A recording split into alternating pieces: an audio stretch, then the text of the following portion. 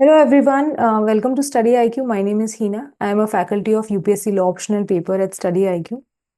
मैंने डिसाइड किया है कि हम एक सीरीज ऑफ लेक्चर शुरू करेंगे about law of torts. In lectures में हम ब्रीफली टॉर्ट्स के जो इम्पोर्टेंट टॉपिक्स हैं उनको कवर करेंगे. तो उसी सीरीज का आज फर्स्ट लेक्चर है. आज के लेक्चर में we are going to cover introduction of torts. Torts India में किस तरीके से अप्लाई होता है, कौन से दो इंपॉर्टेंट स्कूल ऑफ थॉट्स हैं, दैट इज लॉ ऑफ टॉट एंड लॉ ऑफ टॉट्स. उसको हम डिस्कस करेंगे. Pigeon hole theory we will cover in this video, and also I will cover the general essentials of law of torts. All right, so we are going to cover all of that. Let's get started with it. सबसे पहले समझते हैं law of torts in India. India में torts का क्या status है. Let's understand that. In India law of torts is not codified. Right, सबसे पहली चीज we have to understand that in India law of torts is not codified. So when I say it is not codified, what does it mean. See, law के जो sources हैं वो बहुत सारे होते हैं. ये हम इंटरनेशनल लॉ में भी पढ़ते हैं. One of the sources of law is codification.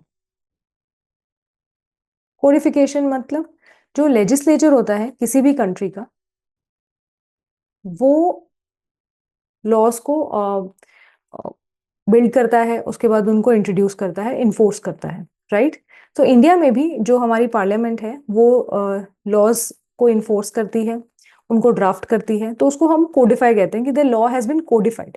जैसे रिसेंटली बीएनएस है, बीएनएसएस है, भारतीय साक्ष्य अधिनियम है, बीएसए. ये जो सारे लॉज हैं इनको रिसेंटली कोडिफाई करा गया है और अब इंट्रोड्यूस किया है इंडिया में. सो इसको हम बोलेंगे ये कोडिफाइड लॉ है. लेकिन law of torts is not codified in India. Okay, law of torts का जो प्रिंसिपल्स हैं वो हम इंग्लिश कॉमन लॉ से फॉलो करते हैं.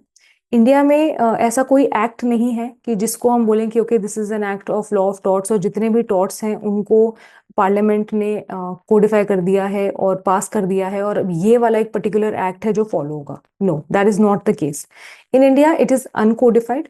और जो इंग्लिश कॉमन लॉ के जो जजमेंट्स रहे हैं उन्हीं के जो प्रिंसिपल्स हैं उनको हम इंडिया में अप्लाई करते हैं, but according to our own socio economic context.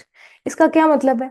सी, कोई एक पर्टिकुलर प्रिंसिपल जो अराइज हुआ इन इंग्लिश कॉमन लॉ, वो इंडिया में भी उसी तरीके से अप्लाई हो ये जरूरी नहीं है, बिकॉज इंडिया की जो सोशियो इकोनॉमिक कंडीशंस हैं वो अलग है. Right, so those principles can be modified according to our needs and then applied. इसका एक क्लासिक एग्जाम्पल अगर मैं आपको दूं तो वो strict liability and absolute liability का है. स्ट्रिक्ट लाइबिलिटी जो रेलेंस वर्सेस फ्लेचर का जजमेंट था उससे आई थी. सो स्ट्रिक्ट लाइबिलिटी का concept is from English common law. Right, मगर इंडिया में in MC Mehta's judgment honourable Supreme Court has come up with a new tort which is absolute liability. Absolute liability. So what it shows that though in India the law of torts is not originated in India. भले ही वो English common law से originate हुआ है, मगर India में जब हम उसको अप्लाई करते हैं तो हम जैसा है वैसा उठा के अप्लाई नहीं करते. We can of course modified according to our social economic needs, and that's what we honourable Supreme Court has done on various occasions. Next, again the same thing I have mentioned here, that law of tort in India is derived from English common law principles. Indian courts rely heavily on judicial precedents and case laws to define and interpret tortious liabilities. All right, लेकिन ये जो interpretation हम करते हैं वो हम अपनी socio economic conditions को देखकर करते हैं.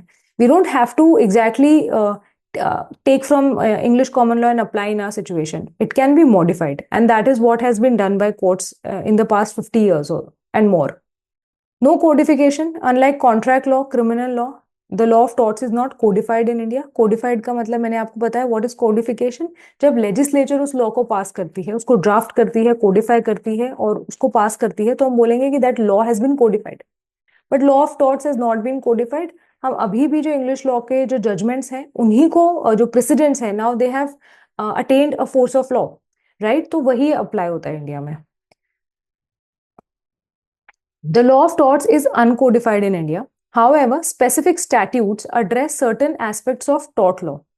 मगर कुछ ऐसे statutes हैं, especially the Motor Vehicles Act, consumer protection act, the environment protection act. इन एक्ट्स के थ्रू कुछ टॉर्ट्स को हमने इन एक्ट्स में कोडिफाई कर दिया। Though see you have to understand the law of torts is not codified, लेकिन कुछ टॉर्ट्स ऐसे हैं जैसे कि अगर कोई एक्सीडेंट हो जाता है, अब वो एक्सीडेंट नेग्लिजेंस से हो, तो मोटर व्हीकल एक्ट के अंदर आप उसके लिए कॉम्पनसेशन मांग सकते हैं। So negligence is a law of torts, right, वो लॉ ऑफ टॉर्ट्स का पार्ट है, इट्स अ टॉर्टियस लाइबिलिटी, मगर उसको कोडिफाई कर दिया है दैट पार्ट। अगर मोटर व्हीकल एक्सीडेंट हो जाता है तो उसमें यू कैन टेक कॉम्पनसेशन।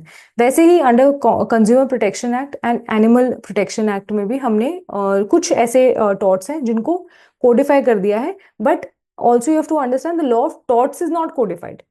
कुछ टॉर्ट्स को कुछ पर्टिकुलर तरीके से अगर वो ऑफेंस हुआ है, not offence, that wrong has been caused, तो हम उसको इन पर्टिकुलर एक्ट्स के अंदर कॉम्पनसेशन दे सकते हैं, जो डैमेजेस हैं उसके लिए कॉम्पनसेट कर सकते हैं।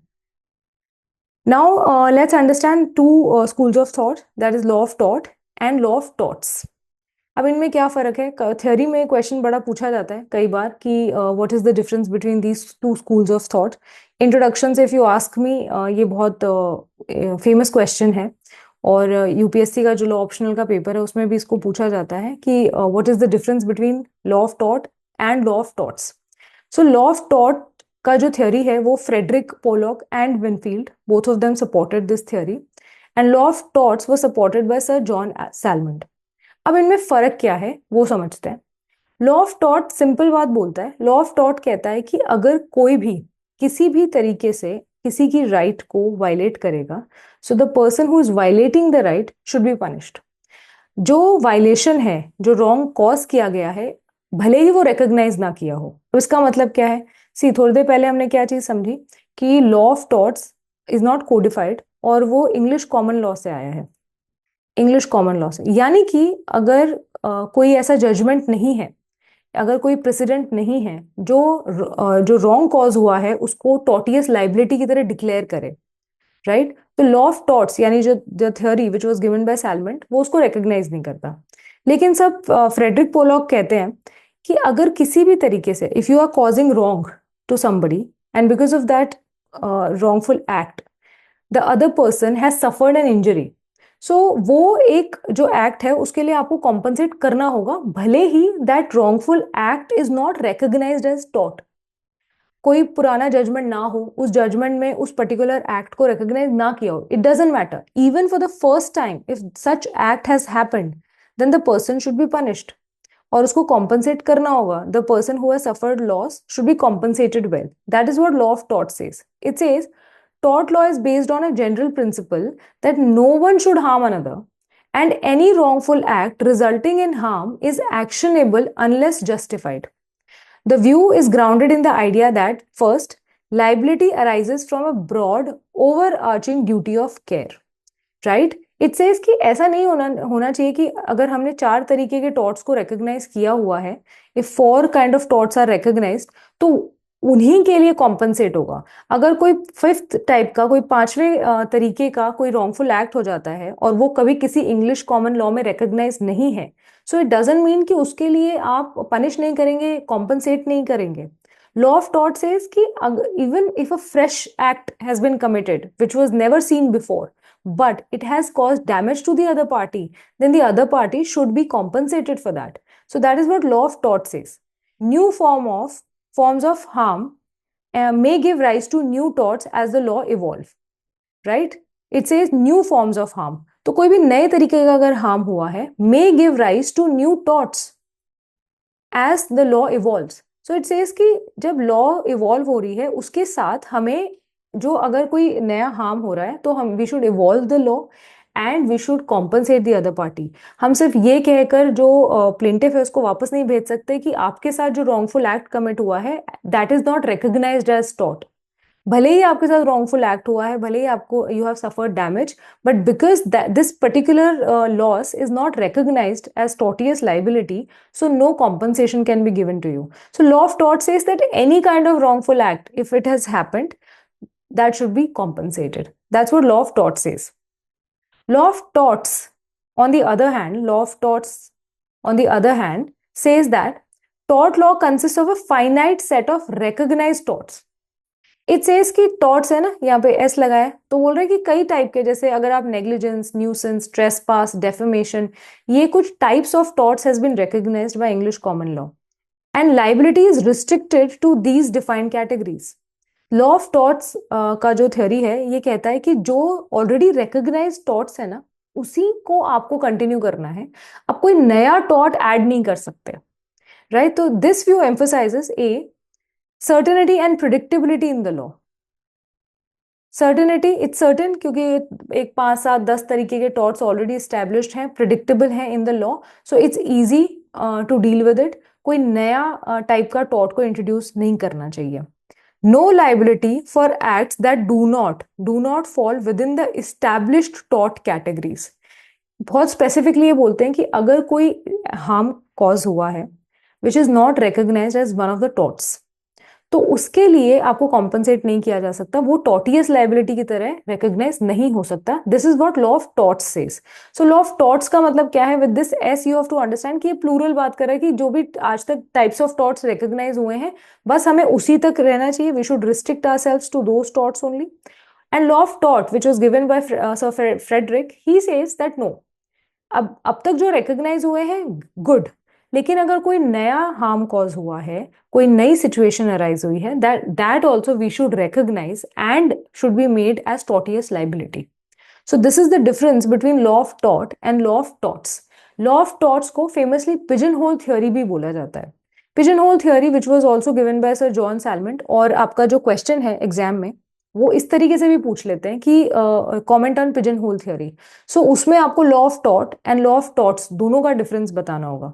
सो पिजन होल थ्योरी का बेसिकली सेम मतलब है, इट सेज कि इफ दीज आर होल्स और यहाँ पर ये these holes represent different kind of torts, so जो ऑलरेडी रिकॉग्नाइज्ड टॉर्ट्स हैं, when the courts should restrict themselves to those particular torts only.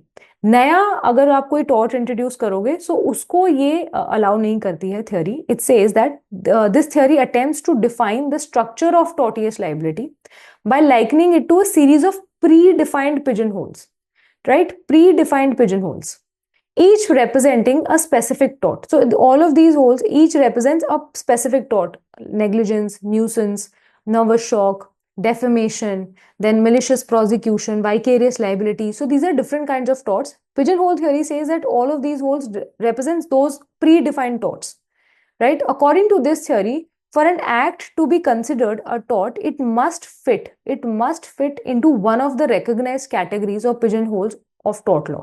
अगर इसमें फिट नहीं होता है तो वो जो एक्ट है उसको टॉर्टियस लाइबिलिटी की तरह रिकॉग्नाइज नहीं किया जाएगा। This is what pigeon hole theory says. If the wrongful act does not fit into any established category, it is not actionable as a tort, right? So the basic difference between law of tort and law of torts is that in law of tort they are not restricting themselves to already predefined torts, right? वो कहते हैं कि कोई भी नया harm cause हुआ है, किसी को कोई इंजरी हुई है और उसने डैमेज सफर किया है, तो that person should be compensated, right? तो उन्होंने जो ड्यूटी ऑफ केयर है उसको बहुत ही ब्रॉड स्पेक्ट्रम रखा है, उन्होंने टॉर्टियस लाइबिलिटी को बहुत ब्रॉड व्यू से देखा है। On the other hand, law of torts has a narrow approach. It says that जो already established defined torts हैं हमें उसी तक restricted रहना चाहिए, और अगर कोई नई harm लग भी रहा है cause हुआ है तो we should find a place in those predefined torts only. हमें कोई नया category of torts create नहीं करना चाहिए. So the first theory, law of tort, was given by Sir Frederick Pollock, and this theory, law of torts, is given by Sir John Salmond. तो ये कई बार theoretical question आता है. I hope this will help you. Next, if we talk about the essential elements of tort, कोई भी tort है उसके 3 essentials होने चाहिए, तभी हम कहेंगे कि the tortious liability has a reason. What are those essentials? सबसे पहला है there must be a wrongful act या फिर omission on the part of defendant, right? तो defendant के तरफ से कोई ना कोई act या omission होना चाहिए। कैसा होना चाहिए? wrongful होना चाहिए। यानी कि wrongful act और omission का मतलब क्या है? that he had no right to commit that act or omit, right? फिर भी उसने किया, so that is wrongful act और omission, और उस wrongful act की वजह से legal damage cause हुआ है to the plaintiff, right? So wrongful act यानी आपके act से the other party जो दूसरी सामने plaintiff है उसको damage cause हुआ है, कैसा डैमेज कॉज हुआ है, this is also very important, legal damage cause हुआ है, राइट तो अगर उसका कोई मटीरियलिस्टिक लॉस नहीं हुआ because of the act of defendant, if the plaintiff has not suffered any materialistic loss, माने कोई मॉनेटरी लॉस या कोई फिजिकल इंजरी नहीं हुई है, बट उसकी कोई लीगल राइट वायलेट हुई है, राइट लीगल राइट अगर वायलेट हुई है तो वो भी यहाँ पर माना जाएगा कि yes, though there is no materialistic loss, कोई मॉनेटरी लॉस नहीं हुआ है लेकिन लीगल राइट जरूर वायलेट हुई है, so that second essential will be covered in that.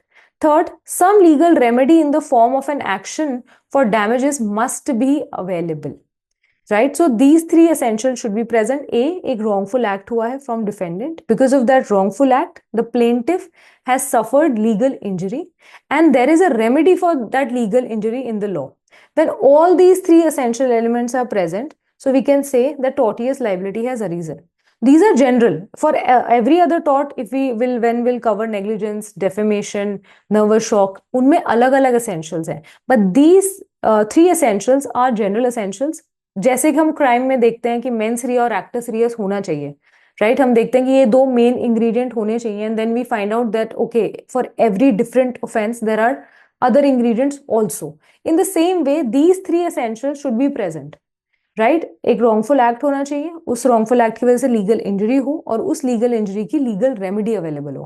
When all these three things are present we can say that tortious liability has arise, right?